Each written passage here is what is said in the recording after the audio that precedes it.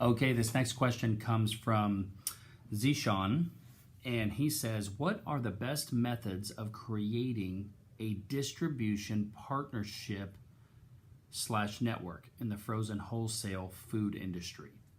Background is I have a consulting and marketing agency and working with a client in frozen wholesale food industry. She is in a major grocery store chains here in Canada, but not in every location, and wants to expand in the US. I wanted to know what are the best methods to present frozen food products to a grocery store manager or distribution partner. My client did have her products in Walmart, but the contract fell through as it was through a third-party company. She is currently in other stores.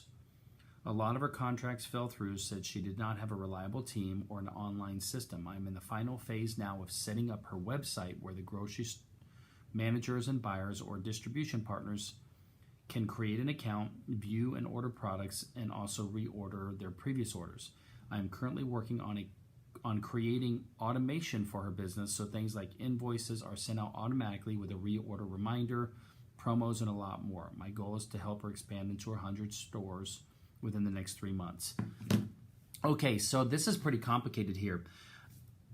The way to reach out to grocery stores is, the very best way is to go visit them and develop a relationship with the buyer, and that's always the best, is to visit in person and develop the relationships, ask them what their buying process is, see if they need to sample the products, look at the packaging, all of those types of things. In person is always the best. Any person I've ever spoken to that does business in retail always has a great relationship with the local stores.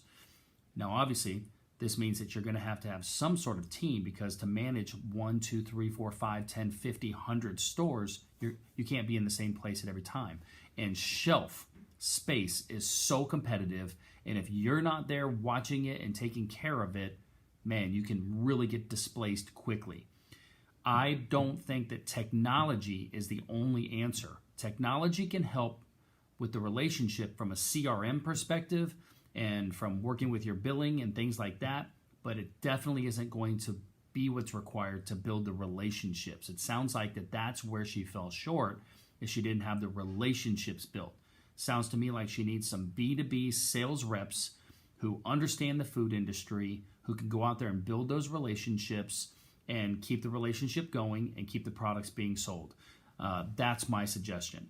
Next, the second option would be through the phone and Zoom, of course, but I don't know if the grocery stores and things like that, if that's their way of doing business. Here's what I always say. If I don't know how to do something, and let's say, for instance, I know nothing about selling to a grocery store right now. So if it were me and I was just naive and knew nothing and I didn't want to get a coach that understood how to do it and would teach me, I would walk into a grocery store, ask who the manager is, ask if I can see the manager, and ask them what their buying process is. That's what I would do. I would ask them what is the process. Now, they'd probably look at me like I'm crazy, and they probably look at me like all the other hundreds of people that do that as well.